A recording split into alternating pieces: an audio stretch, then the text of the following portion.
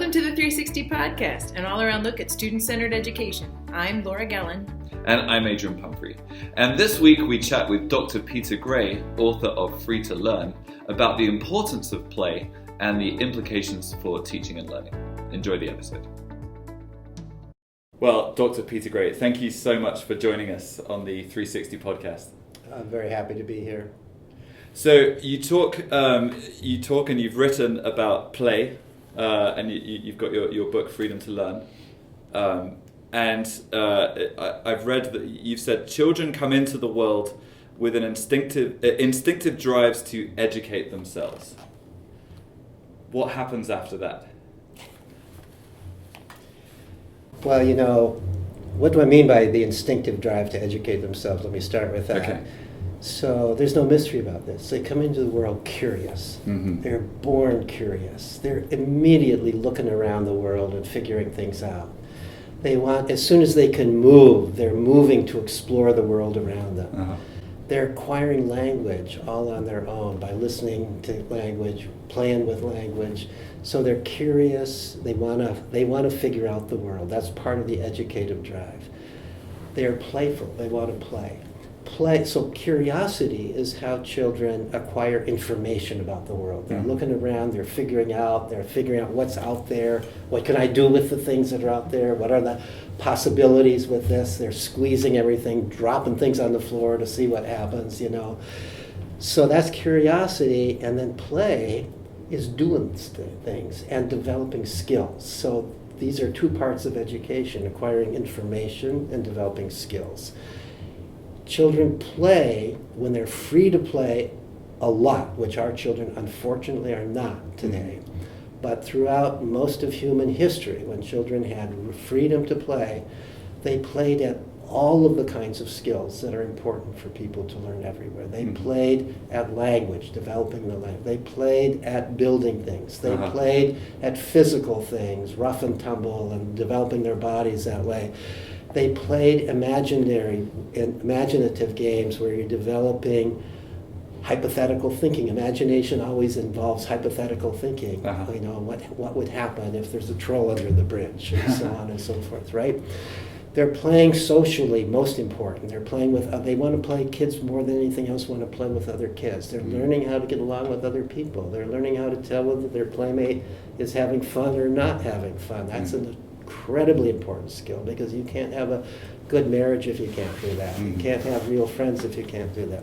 So they're playing at, to make the long story short, they're playing at all the basic things that human beings everywhere have to learn. Moreover, and this I've learned from my studies of interviews of anthropologists who've studied children in other cultures, they are also naturally playing at whatever are the kinds of skills that are especially important to that culture. So hunter-gatherer kids are playing at hunting and gathering and building dugout canoes and playing at the instruments, even though nobody's making them do this, they just automatically do this. Kids in our culture, what are they drawn to? Computers, of course. No question but that's the primary tool of our culture today. So children come into the world biologically designed to play at the kinds of skills that everybody has to learn, but also biologically designed to look around and see what is it that are the skills especially important to my culture. Computers, reading, numbers, they're going to play with computers, read words and numbers, and they're going to learn how to be skillful with those things. Now, here's what happens in our culture is we, for historical reasons, decided at some point in our history that we can't trust children to play. And we have to force them to learn whatever it is that we've decided it is that they need to learn. And so we invented schools. We developed schools. I could go into the whole history of why we initially developed schools. But we've developed schools in such a way that they suppress children's natural ways of learning. So the child comes to school a curious being, but now the child's curiosity is a hindrance in school, because you can't have 20 or 30 curious children in the classroom and keep order in the classroom. Right. there's no way everybody's going to be curious about the same thing in a genuine way. You can't have play being the vehicle for learning, because although everybody's going to eventually learn what they need to know in play, they're not going to learn it on the same schedule at the same time. And we've developed a curriculum that everybody has to know how to read by a certain age, or somehow the school's a failure or they're a failure. So play and curiosity don't work in school. And we suppress them, and play becomes, if anything, recess rather than learning, a break from learning rather than understand it as learning. So our school systems tend to suppress children's natural playfulness and curiosity, such that eventually many people lose it. And by the time they're done with school, they're not as curious, and they're not as playful as they would otherwise be, and that's a huge loss. Moreover, we have filled their time. We've filled their time more. This has been more and more true with every decade. We're filling children's time more and more with adult-directed things by making school more hours of school so that there's less time for play. Even when they're out of school, we're putting them in adult-directed activities rather than just letting them go out and play with other kids, as was true in the past. So not only is school sending the message that your curiosity and your play don't really count, those are wastes of time, but in addition, we're just not providing the time for children to play. And so the result of that is that, and we've come to believe that education is schooling. I don't think of education as schooling. Education, I would define as learning those things that you need to know to live a meaningful and satisfying and productive and moral life. And most of those things can't be taught.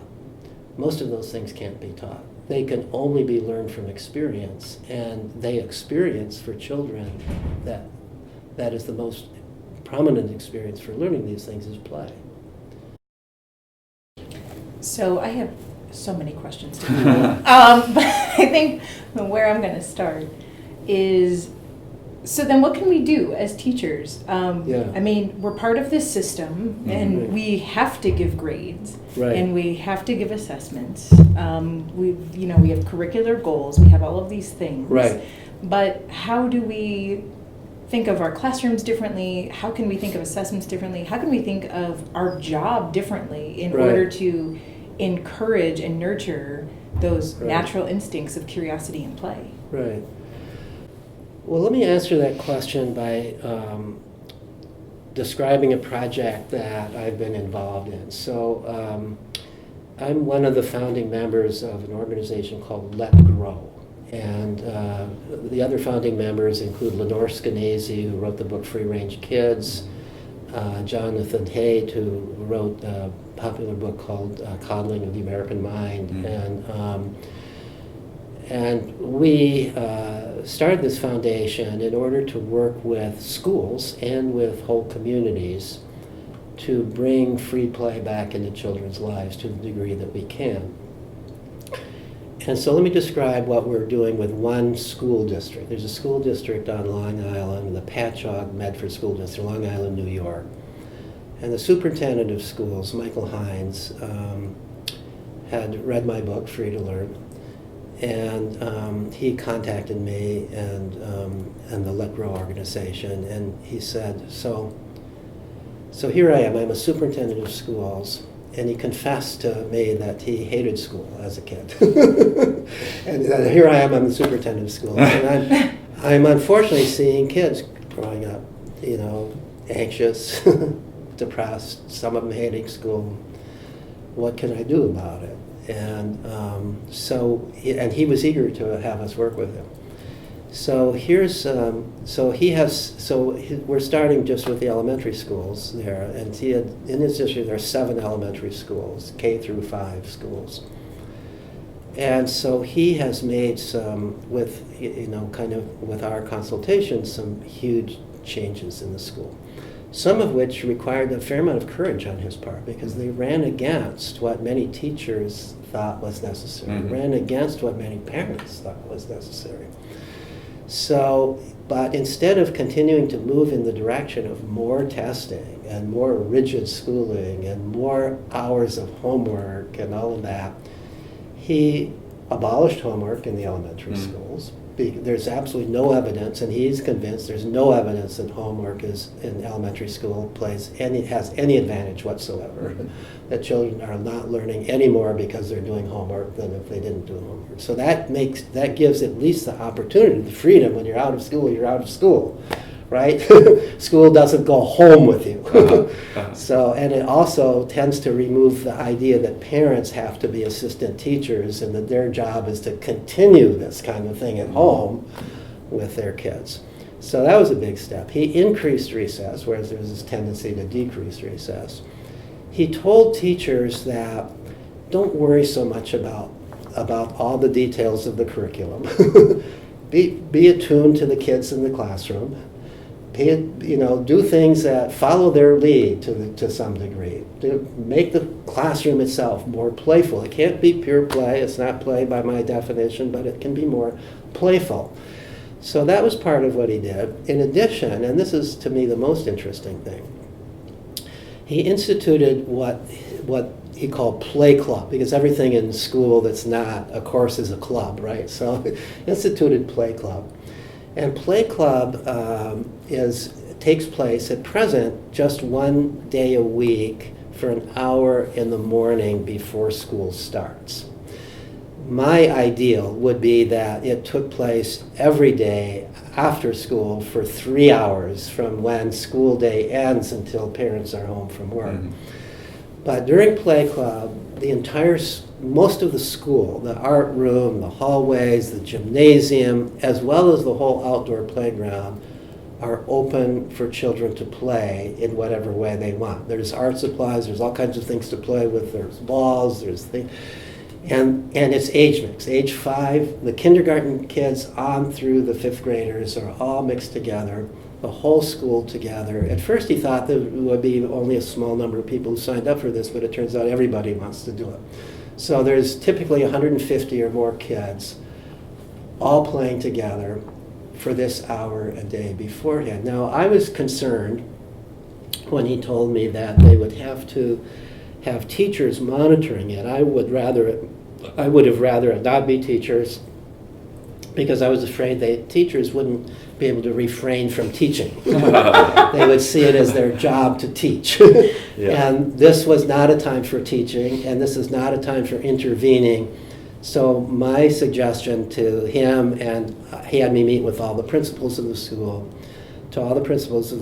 was talk to the people who are doing the monitoring and explain to them that while you're doing that, you're not a teacher, you're a lifeguard on a beach.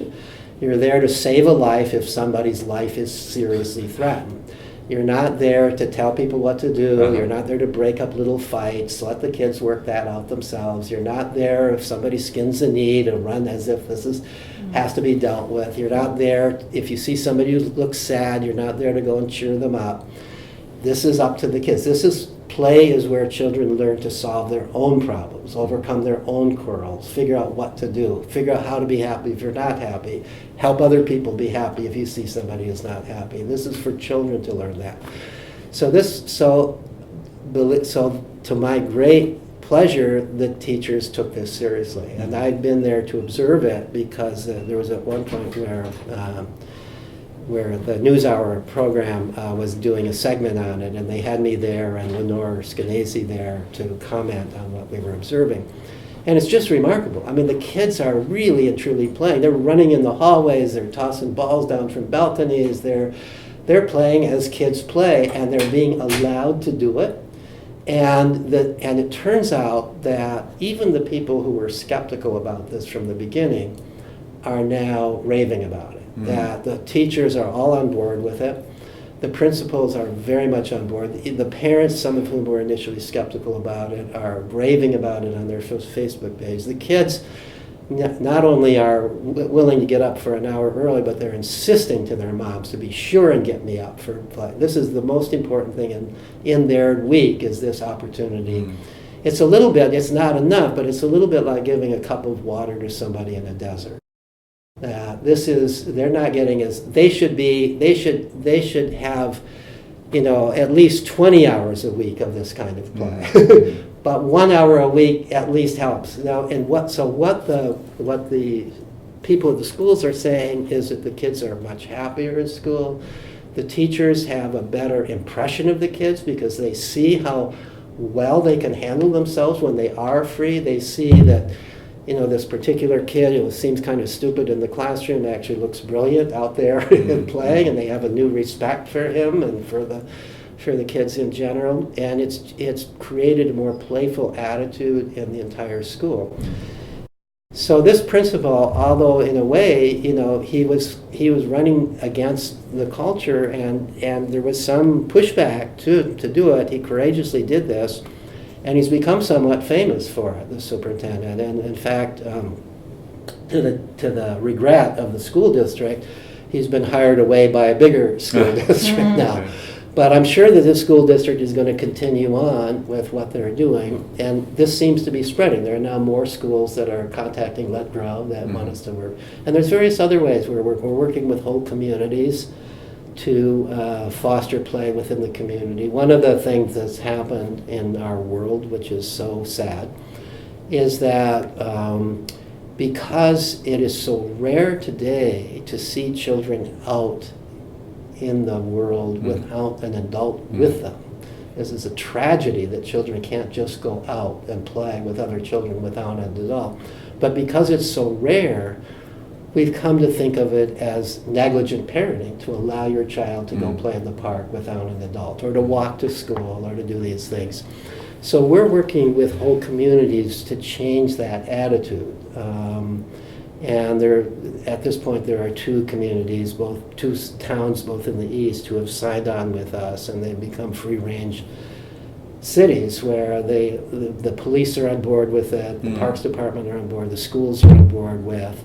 We want to encourage parents, we want to encourage children to be going out and playing without adult supervision rather than discouraging this. That's great. That was Dr. Peter Gray, author of Free to Learn. Do join us again next week as we continue to talk with Dr. Gray about the importance of play and its role in the classroom. See you then.